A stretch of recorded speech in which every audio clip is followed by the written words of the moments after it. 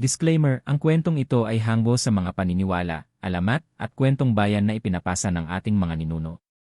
Layunin lamang nito ang magbigay aliw at kilabot sa mga tagapakinig. Anumang pagkakahawig sa tunay na tao, lugar, o pangyayari ay hindi sinasadya at nagkataon lamang. Sa isang liblib na baryo sa kabundukan ng Visayas, nakatira ang isang dalagang nagngangalang Lira, 18 taong gulang, payat, mahinhin, at tahimik. Lumaki siyang simple, mahilig mag-aral, tumulong sa bukid, at palaging nakikitang nakangiti sa mga tao. Ngunit sa kabila ng kanyang inosenteng mukha, may lihim na bumabalot sa kanyang pagkatao, isang lihim na matagal nang tinatago ng kanyang ina, si Rosa. Si Rosa ay kilala sa baryo bilang mabait at masipag na babae. Walang nakakaalam na siya ay dating bahagi ng isang angkan na pinagmulan ng mga aswang. Noong kabataan niya, tinakasan niya ang kanyang pamilya matapos mapagtanto na nakatadhana siyang maging isa sa kanila. Ayaw niyang maging alipin ng kadiliman, kaya tumakas siya, nagtago, at nagpakalayo. Dito niya nakilala si Ernesto, isang karaniwang magsasaka na naging asawa niya at ama ni Lira. Sa loob ng maraming taon, nagawa nilang mamuhay ng payapa, tinatago ang nakaraan at ang sumpa ng dugo. Ngunit habang lumalaki si Lira, may mga palatandaang hindi na maitatanggi. Nagsimula ito nang mapansin ng mga kapitbahay na kakaiba ang kanyang mga mata, tila ba kumikislap kapag natatamaan ng liwanag ng buwan. Kapag gabi, mas malinaw ang kanyang paningin kaysa sa ibang tao. Sa murang edad, kaya niyang makarinig ng mga yabag at bulong mula sa malalayong lugar. Madalas ay nahuhuli niyang nagsisinungaling ang mga tao, dahil tila ba nararamdaman niya kung ano ang totoo. Dahil dito, unti-unting naging palaisipan ang kanyang katauhan. May mga tsismis sa baryo na baka siya ay may kakaibang lahi o baka raw anak ng engkanto. Ngunit walang nakaalam ng totoo na siya pala ay galing sa huling angkan ng mga aswang. Isang gabi, habang naglalakad pa uwi si Lira mula sa eskwelahan, nakarinig siya ng kakaibang huni sa kagubatan. Ang hangin ay tila nagdadala ng malamig na bulong na tumatawag sa kanyang pangalan, Lira. Lira, napahinto siya, napalingon sa dilim at nakaramdam ng kakaibang kaba. Mabilis siyang umuwi, ngunit hindi niya maikakaila na may bahagi ng kanyang katauhan ang tila naakit sa tinig na iyon. Pag-uwi niya, pinilit niyang ikwento ito kay Rosa, ngunit bago pa man siya makapagsalita, nakita niya ang mukha ng kanyang ina, maputla, nanlalambot, at puno ng takot. Alam ni Rosa kung anong tinig iyon. Hindi iyon ordinaryong bulong ng hangin, kundi panawagan mula sa mga nilalang na matagal na niyang iniwasan. Sa gabing iyon, habang nakahiga si Lira, hindi siya mapakali. Naalala niya ang matatalim na titig ng mga tao sa baryo, ang mga bulungan tuwing dumaraan siya, at ang malamig na bulong mula sa gubat. Unti-unti niyang nararamdaman na siya ay kakaiba, at ang katahimikan na kanyang kinamulatan ay unti-unti nang maglalaho. Habang natutulog siya, nanaginip siya ng isang kakaibang tanawin, isang pulutong ng mga nilalang na may matatalas na kuko, pulang mata, at mahahabang dila, nakapalibot sa kanya. At sa gitna nila, may isang babaeng tila kamukha niya, ngunit mas matanda, na nagsabing, "Ikaw ang susunod. Ikaw ang aming huling pag-asa." Nagising siya ng pawis na pawis, nanginginig at puno ng takot. Ngunit sa kaibuturan ng kanyang puso, alam niyang nagsisimula ng magbukas ang pintuan ng isang kasaysayan na hindi niya ginusto, isang kasaysayan na magdadala ng kilabot hindi lamang sa kanya, kundi sa buong baryo. Makalipas ang ilang linggo mula nang magsimulang magpakita ang mga panaginip ni Lira, lalong tumindi ang mga kakaibang bagay na nakikita at nararanasan niya. Sa araw, normal siyang dalaga, masayahin kapag kasama ang kanyang mga kaklase, mahilig tumulong sa gawaing bahay, at palaging nakikitang nakikipaglaro sa mga bata sa kapitbahay. Ngunit pagsapit ng gabi, may mga bagay na hindi maipaliwanag na nangyayari. Unang napansin ni Ernesto, ama ni Lira, na tila hindi siya napapagod. Minsan, maghapong tumutulong si Lira sa bukid, nagbubungkal ng lupa, nag-aalaga ng kalabaw, at nag-aani ng palay, pero pagka-uwi, hindi siya hingal, hindi pawis, at para bang mas malakas pa siya kaysa dati. Isang gabi, habang nag-igib ng tubig si Ernesto, nakita niya ang anak na buhat-buhat ang 2 timba na punang tubig. Ang mga timba ay karaniwang pinapasa ng 2 tao, ngunit si Lira ay nagawa itong buhatin na parang wala lang. Natigilan si Ernesto at muntik nang mabitawan ang hawak.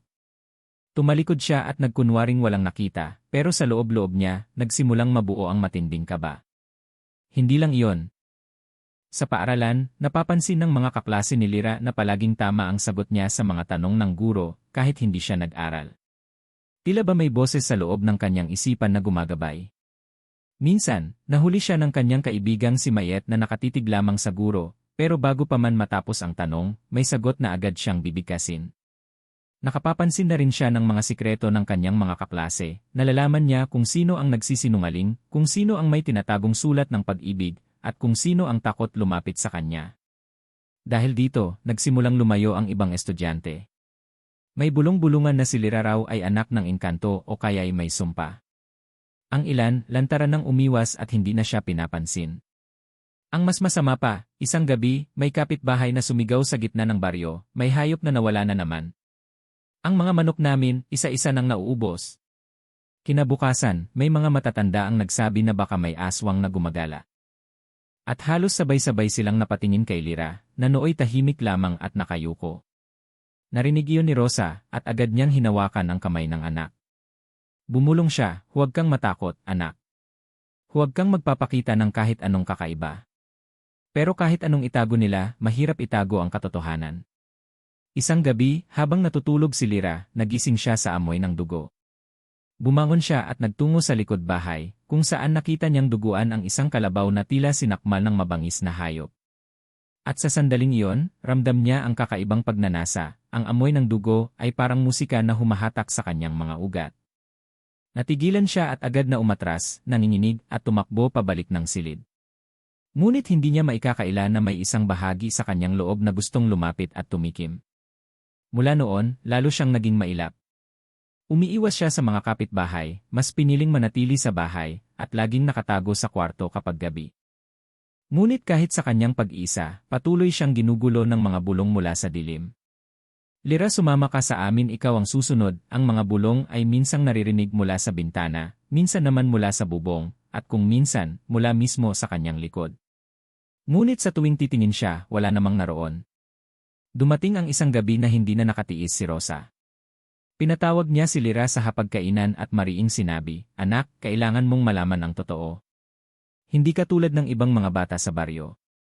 Ikaw ay galing sa huling angkan ng mga aswang." Nanlaki ang mata ni Lyra. Sa isang iglap, ang lahat ng tanong, lahat ng bulong, lahat ng kakaibang bagay na kanyang nararanasan, nagkaroon ng kasagutan. Ngunit sa halip na gaan, mas lalo lamang siyang nabalot ng takot. Sa gabing iyon, nagsimula ang paglalakbay ng kanyang pagkatao, isang landas na hindi na niya matatakasan. Mula nang mabunyag ang totoo, halos hindi na matahimik si Lyra. Ang bawat tunog ng kuliglig sa gabi, bawat pagaspas ng dahon sa hangin, at bawat alulong ng aso ay tila may kahulugan. Parang lahat ng paligid ay nagbabantay at nagmamasid sa kanya. Ang dating payapang baryo ay naging lugar ng takot at misteryo. Isang gabi, habang pauwi si Lyra mula sa bahay ng kanyang kaibigan na si Mayet, napansin niyang walang tao sa daan. Karaniwan, kahit 10 oras ng gabi, may mga magsasakang nagbabantay sa kanilang mga pananim o mga lasing na nag-uwian. Ngunit sa gabing iyon, tila ba ang buong baryo ay nagkubli. Tanging ilaw ng buwan ang gabay niya sa makipot na daan. Habang naglalakad, nakarinig siya ng kakaibang tunog mula sa gilid ng gubat, isang pagaspas ng pakpak na hindi tulad ng ibon. Mabigat, malakas, at parang mula sa isang dambuhalang nilalang. Napahinto siya. Tumahimik ang paligid. Tanging tibok ng kanyang dibdib ang naririnig niya. Lyra, muli na namang bumungad ang pamilyar na tinig. Malamig, malapit, at tila ba nagmumula sa hangin mismo. Napalingon siya at sa gilid ng kanyang mga mata, may aninong dumaan, mahaba, payat, at may pakpak. Mabilis siyang tumakbo pa uwi, ngunit habang papalapit siya sa kanilang bahay, mas lalo niyang nararamdaman na sinusundan siya. Ang bawat hakbang niya ay sinasabayan ng yabag mula sa dilim. Hanggang sa maramdaman niyang may malamig na hangin na dumaan sa kanyang batok. Nang lingunin niya, wala siyang nakita, ngunit sa bubong ng kanilang bahay, may hugis na nakaupo, nakayuko, nakatitig, at may kumikislap na pulang mata. Pagpasok niya sa bahay, agad niyang sinara ang pinto at isinara ang lahat ng bintana. Si Rosa, na nagdarasal noon sa altar, ay napalingon at nakita ang takot sa mukha ng kanyang anak. "Ina, may nakikita ako. May sumusunod sa akin," nanginginig na sabi ni Lyra. Hinatak siya ni Rosa at mariing bumulong, "Huwag kang lalabas. Kapag narinig mo sila, huwag kang sasagot. Kapag nakita mo sila, huwag kang titingin ng matagal. At higit sa lahat, huwag kang matatakot."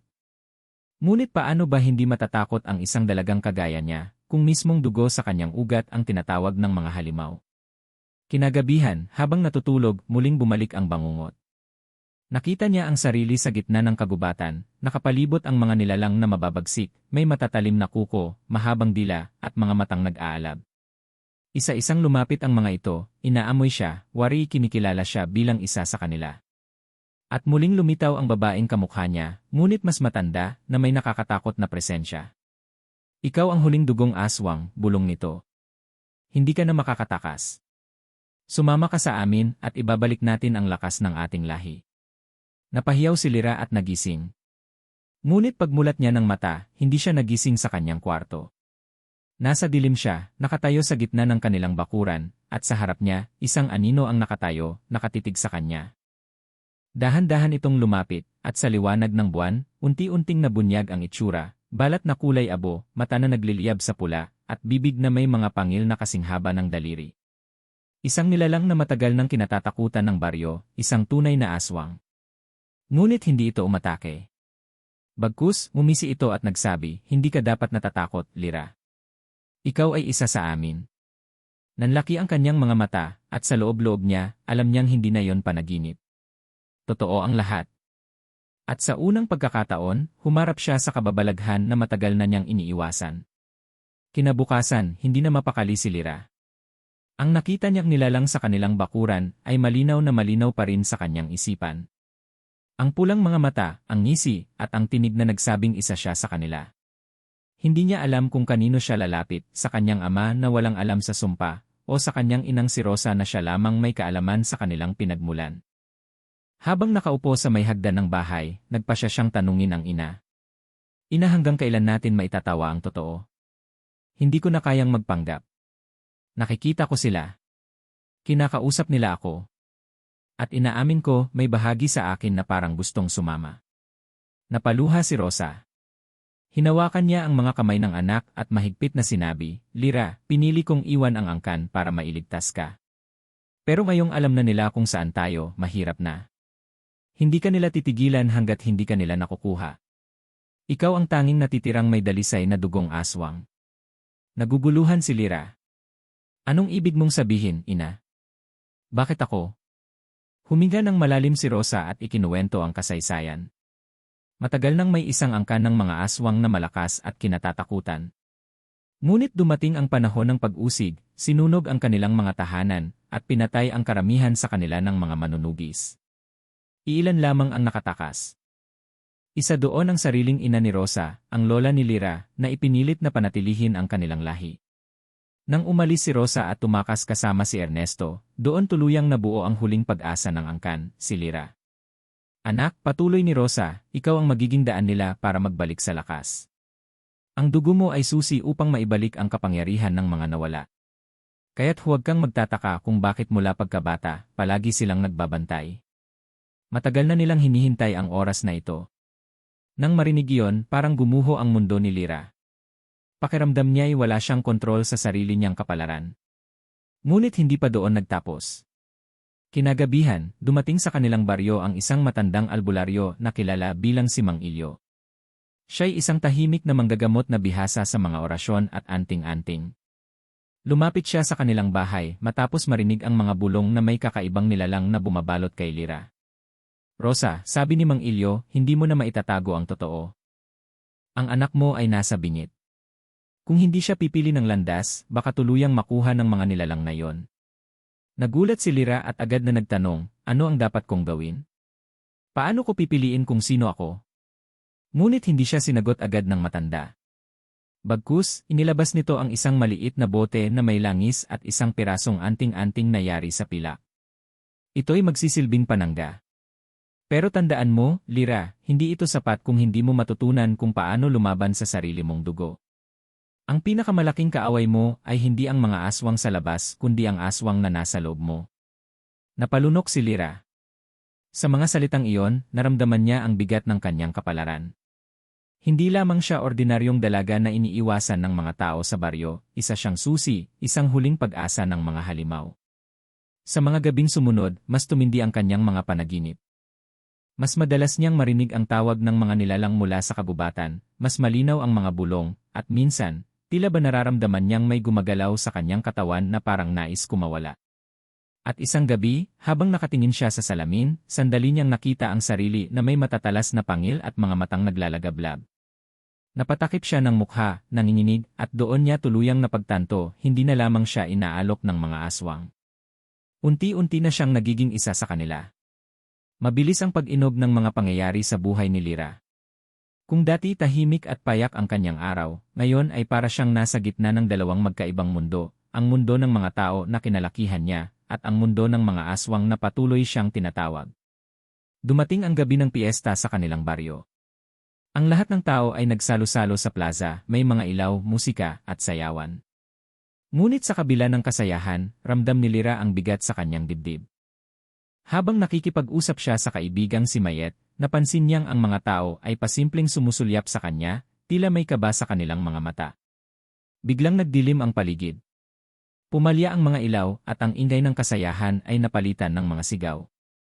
May mga asong nag-uunahan ng tahol at ang mga bata ay nagsipagtakbuhan papalayo. Sa gitna ng kaguluhan, nakarinig si Lyra ng tinig na malapit sa kanyang tainga, "Oras na, Lyra. Halika. Sumama ka sa amin." Mula sa dilim, lumitaw ang tatlong nilalang, mapuputla ang balat, mahahaba ang kuko, at nagliliyab ang mga mata. Halos matumba si Lyra sa takot. Ngunit bago pa man siya tuluyang masunggaban, may malakas na tinig ang sumigaw, "Umalis kayo. Hindi niyo siya makukuha." Si Mang Ilyo iyon, hawak ang isang sagradong krus at isang bote ng banal na langis. Sumugod siya sa mga nilalang, at agad silang umurong, ngunit hindi tuluyang nawala. Isa sa kanila ay ngumisi, nakatingin kay Lyra, at nagsabi, "Hindi mo kami matatakasan. Dugo mo ang magpapabalik sa aming lahat." Dali-daling umuwi si Lyra kasama ang kanyang ina. Ngunit ng gabing iyon, tuluyan siyang nilamon ng kalituhan. Sa loob ng kanyang silid, naririnig niya ang dalawang boses, isa ay malumanay at puno ng pagmamahal, tinig ng kanyang ina na paulit-ulit na nagsasabing, "Lyra, anak, manatili ka sa kabutihan." Ngunit sa kabilang banda, may malakas at nakabibighaning tinig na humahatak sa kanya, "Lyra, hindi ka nila matatanggap. Isa kang kakaiba. Sa amin ka nababagay. Sa amin ka tunay na kabilang." Nang sumilip siya sa bintana, nakita niya ang isang nilalang na nakatayo sa ilalim ng buwan, isang lalaking may matipuno at malademonyong anyo, ngunit sa kabila ng kabangisan, may kakaibang halina. Nakatingin ito sa kanya, at sa isang iglap, nakaramdam siya ng matinding pagnanais na lumapit. Parang may mahika ang kanyang mga mata na humahatak sa kanyang kalooban. Napaluhod si Lyra, hinahabol ang kanyang hininga. Para bang dalawang kamay ang humahati sa kanyang dibdib, ang isa'y humihila sa kaliwa, papunta sa liwanag, ang isa'y humihila sa kanan, papunta sa dilim. Pumasok si Rosa sa silid at agad siyang niyakap. "Anak, lumaban ka. Huwag mong hayaang kunin nila ang puso mo." Ngunit nang makita ni Rosa ang mga mata ng kanyang anak, halos gumuho ang kanyang mundo, dahil sa isang saglit, ang mga mata ni Lyra ay nagkulay pula. Nagpatawag ng pulong ang mga matatanda ng baryo. Doon, pinagtalunan kung ano ang dapat gawin. May ilan na nagsabing dapat palayasin na si Lyra dahil delikado siya. Ngunit si Ernesto, ang kanyang ama, ay tumayo at mariing nagwika, "Anak ko si Lyra. Hindi siya halimaw. Hindi ko hahayaang ituring niyo siyang kaaway." Ngunit alam ni Lyra sa kanyang sarili na hindi ganoon kasimple. Hindi siya sigurado kung hanggang kailan niya malalabanan ang tawag ng dugo. Sa bawat araw na lumilipas, mas lalo niyang nararamdaman ang lakas na dumaraloy sa kanyang ugat, at mas lalo siyang natutukso na yakapin ito. Ang tanong na gumugulo sa kanyang isipan, kung ang kanyang dugo ang susi sa pagbabalik ng mga aswang, ano ang mangyayari kapag tuluyan siyang bumigay? Matapos ang kaguluhan sa baryo, naging malinaw kay Rosa at Mang Ilyo na hindi sapat ang pagtatago. Kinailangan ng turuan si Lyra kung paano lumaban, hindi lang sa mga nilalang na nagtatangka sa kanya, kundi lalo na sa sarili niyang dugo. Isang gabi, dinala siya ni Mang Ilyo sa isang lumang kubo sa gitna ng kabubatan. Dito nakatago ang mga sagradong gamit, mga anting-anting, langis, at mga dasal na minana pa ng kanyang mga ninuno. Sa sahig ng kubo, may mga bilog na ukit na yari sa abo at asin, mga pananggalaban sa masasamang espiritu. "Lyra," sabi ni Mang Ilyo, habang hawak ang isang lumang aklat na yari sa balat ng hayop, "kung nais mong manatiling tao, kailangan mong matutong pigilan ang tawag ng iyong dugo. Ang pinakamahirap na laban ay hindi laban sa mga aswang sa labas, kundi laban sa sarili mong pagkatao. Tahimik lang si Lyra. Nakayuko, nanginginig ang kamay at ramdam ang bigat ng kanyang kapalaran. Nagsimula ang pagsasanay. Una, tinuruan siyang magdasal ng mga orasyon. Sa bawat bigkas niya ng salita, parang may humaharang sa kanyang dila. Para bang may puwersang ayaw siyang magdasal. Ngunit sa bawat pag-ulit, lalo siyang lumalakas. Sunod, tinuruan siyang gumamit ng langis na binasbasan. Kailangan niyang ipahid ito sa kanyang balat, kahit nag-iwan ito ng hapdi at tila sinusunog ang kanyang laman. Ito ang magpapaalala sa iyo na hindi ka kanila, paliwanag ni Mang Ilyo. Ngunit sa bawat haplos ng langis, nararamdaman ni Lyra ang matinding galit mula sa kanyang kaloob-looban, isang bulong na nagsasabing, itigil mo iyan, hindi mo kailangan iyan. Hindi nagtagal, dumating ang mas mabigat na pagsubok. Dinala siya sa gitna ng gubat, kung saan madalas lumitaw ang mga nilalang. Doon, pinaupo siya sa loob ng bilog na yari sa asin at abo. Ang bili ni Mang Ilyo, anumang marinig o makita mo, huwag kang lalabas.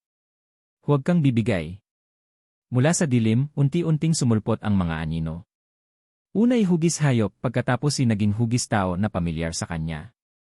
Nakita niya ang anyo ng kanyang yumaong lola, na ayon kay Rosa, isang makapangyarihang aswang. Lyra, apo, bulong ng matanda, sumama ka na sa amin. Dugo mo ang magbabalik ng ating lahi. Huwag mong sayangin ang iyong tadhana. Naluha si Lyra.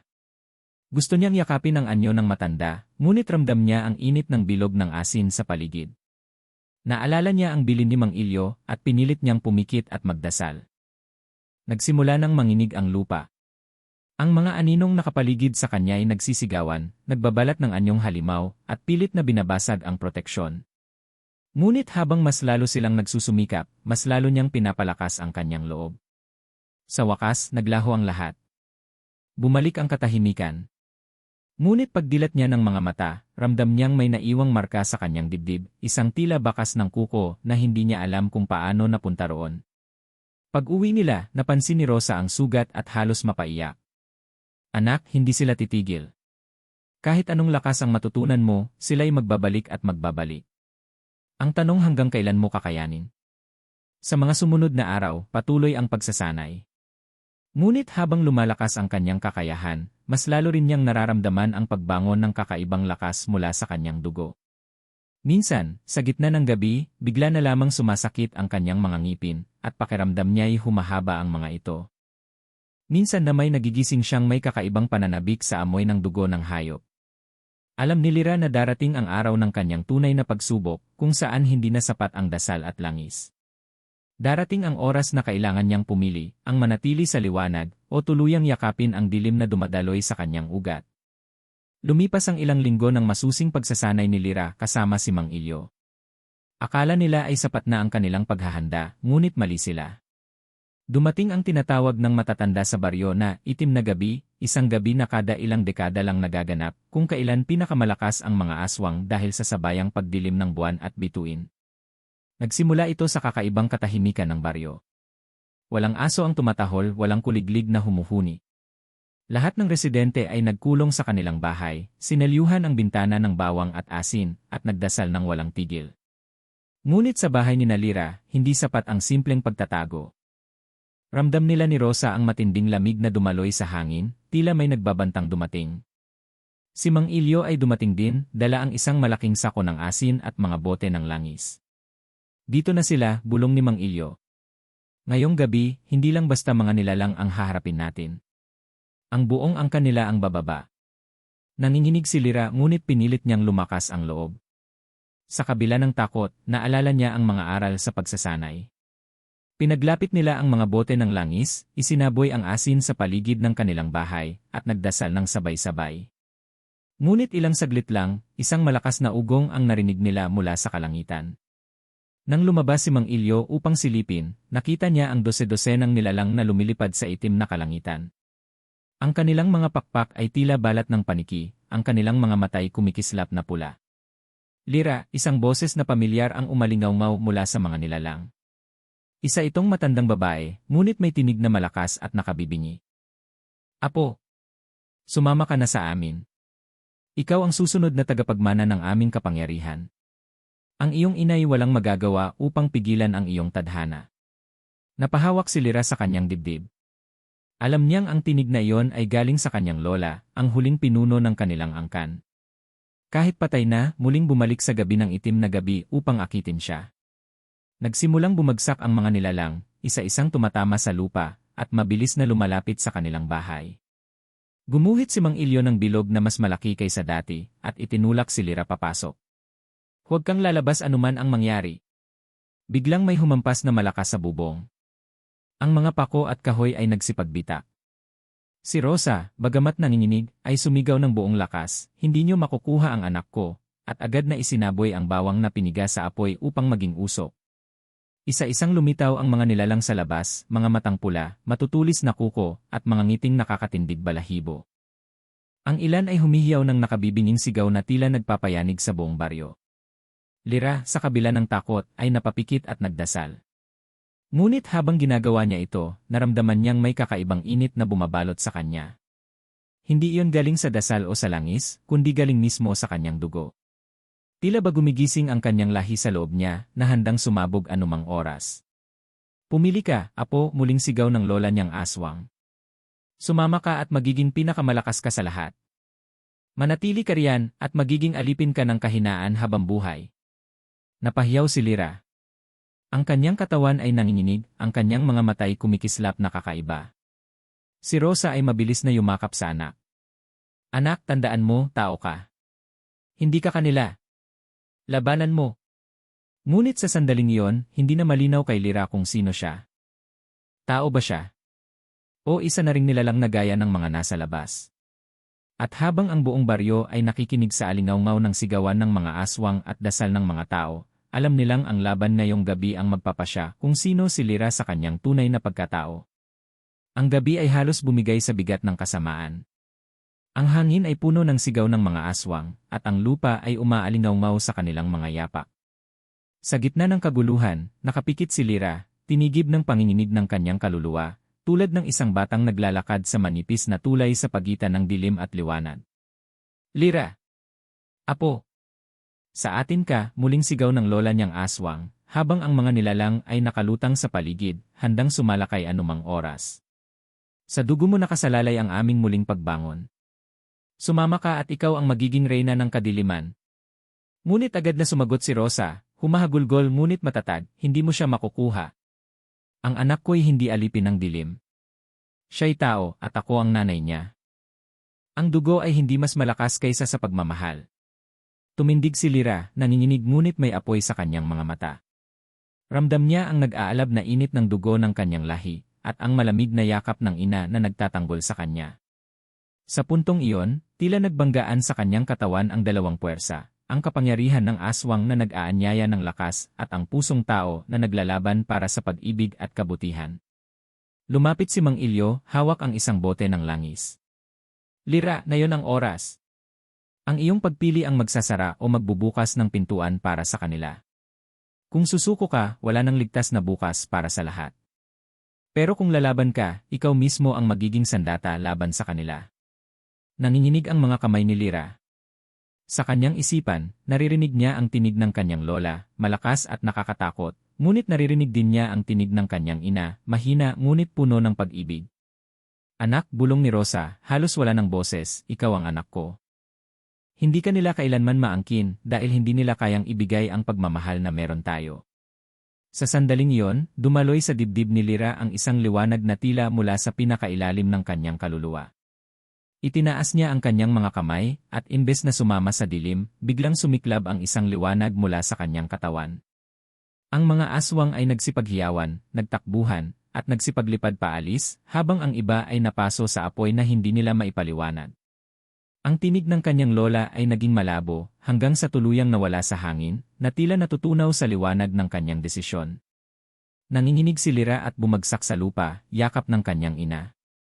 Ang buong baryo ay nakamasid mula sa kanilang mga bahay. Ang dilim ng itim na gabi ay unti-unting naglaho, at muling lumitaw ang liwanag ng buwan. Si Mang Ilyo ay huminga ng malalim at nagsalita, tapos na. Pinili ng bata ang kanyang daan. Hindi na sila makakabalik dito. Ngunit sa kanyang puso, alam ni Lyra na hindi iyon ganap na katapusan. Ang kanyang dugo ay mananatiling kakaiba, at ang kanyang tadhana ay laging susubukin. Ngunit sa gabing iyon, pinili niyang manatiling tao, pinili niyang manatiling anak ng kanyang ina, at hindi alipin ng kadiliman.